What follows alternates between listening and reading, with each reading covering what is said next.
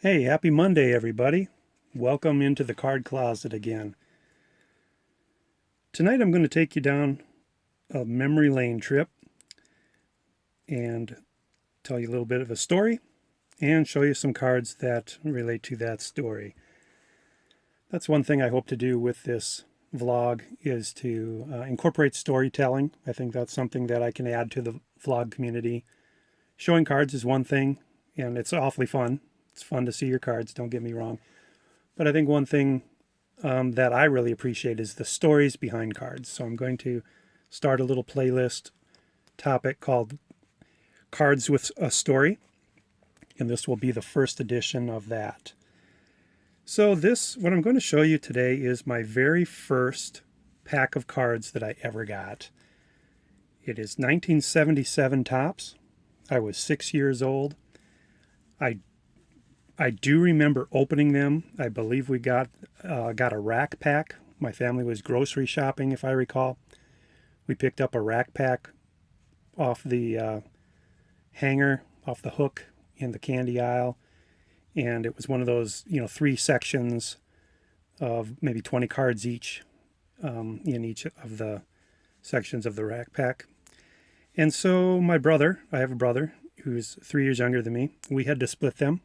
They're right down the middle. He got half, I got half. And I still have some of the cards from that pack. And you may wonder, well, how in the world do you know that these are from the original pack? Because in that original pack, yes, we wrote our names on our cards.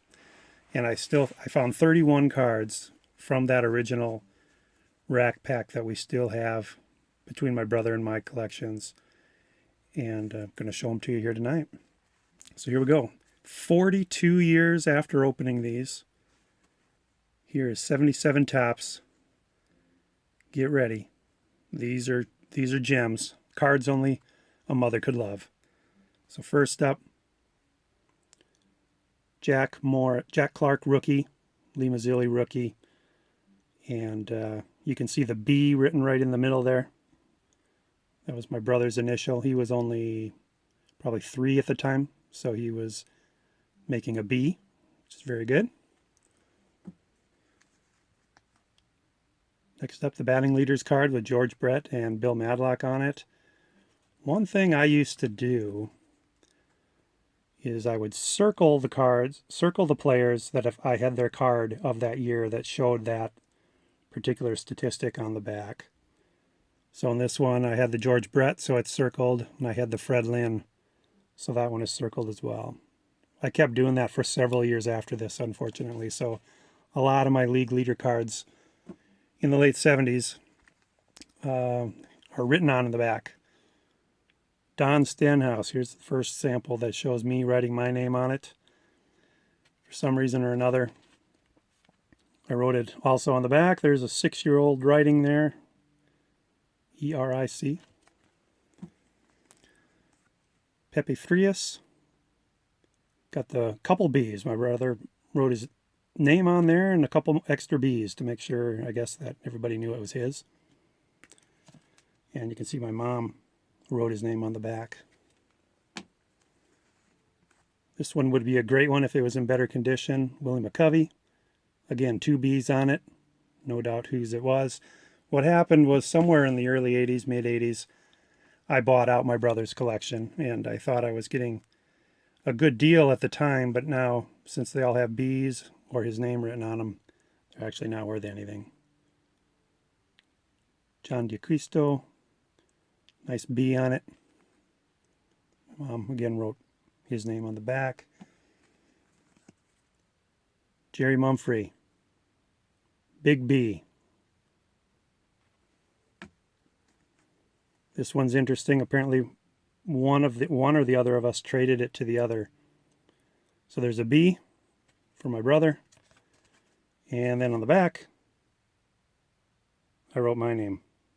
I don't know who owned it first, him or me. I'm guessing I did because that B looks like a little bit of an older kid B than 3 or 4 years old. Jim Rooker. For some reason, we did not write on the front of this one, but my mom wrote my brother's name on the back. Phillies team card. Same story.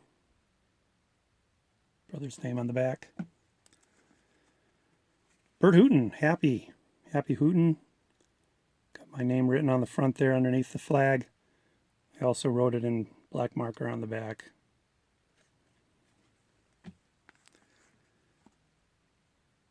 Dodgers team card. You're also probably noticing that these cards are in really bad shape. This was definitely back in the days when I would use rubber bands. And I'd rubber band them up and haul them over to a friend's house and trade. Here's a upside down or backwards B on Maximino Leon. Jesse Jefferson. Always liked that card for some reason. Again, writing on it. Dave McKay. Also on the Blue Jays. Chuck Hartenstein. Looks like my mom wrote my brother's name on the front of this one. And we got several B's on that one and Brad on the back.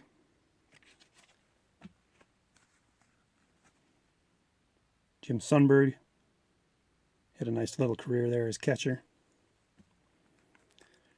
Kurt Bevacqua, the bubblegum blowing champion. Search YouTube for Kurt Bevacqua bubble gum, and you can see the size of some of the bubbles that he would blow and win those contests back when they would have contests like that. Mickey Scott of the Angels. Black pen action on that one as well. Bob Jones, this one's really creased a lot. Must have been near the front or the back of the rubber band stack. This also would be a nice card if it didn't have the little B written up there in the corner. And, you know, when you're 6 years old, you're not taking care of your cards. Back then, we didn't even think of that they would have value. They were just fun to have and fun to carry around. Put them in your pocket even. Frank Robinson, manager card with the Indians team.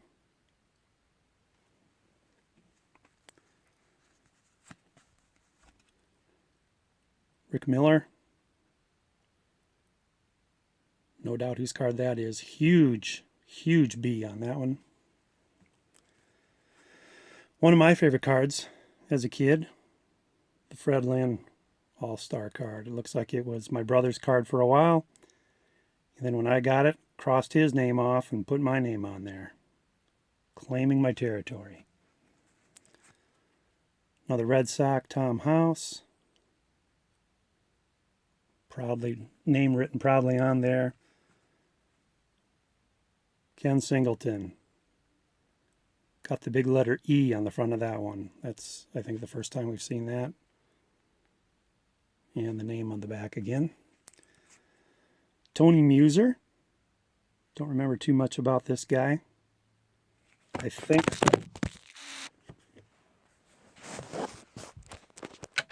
we're just going to keep on going here, folks. I think that was a B. That is written up there on his hat. Very primitive B. Al Bunbury.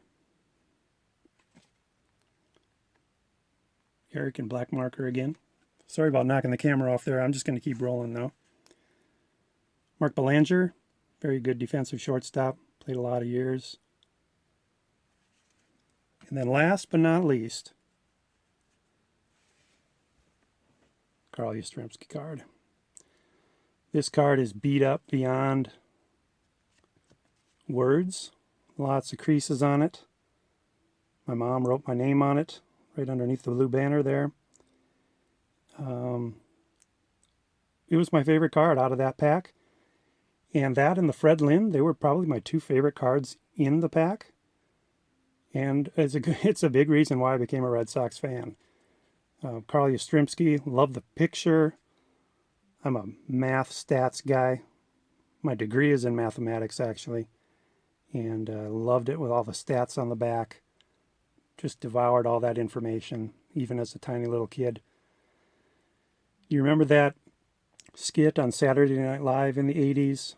I don't think it was a regular skit, but it was it was a pawn shop, and they said they paid full sentimental value. Well, that's how I feel about that card. I don't think any amount of money would get that card from me. Favorite player, favorite team, first pack of cards I ever bought. So there you go. 1977 Topps. That's what's left of the first pack I ever got. Again, my parents bought it for me. It wasn't really till 1980 that I started buying packs myself. So 77, 78, 79 Topps. I have a few here and there, a pack here and there worth of stuff. 1980, I was finally old enough, at 9 years old, I was finally old enough to request and get my own cards. So there you have it. Hope you all have a great day. Thanks for watching. Please like or subscribe and spread the word. Talk to you later. Bye.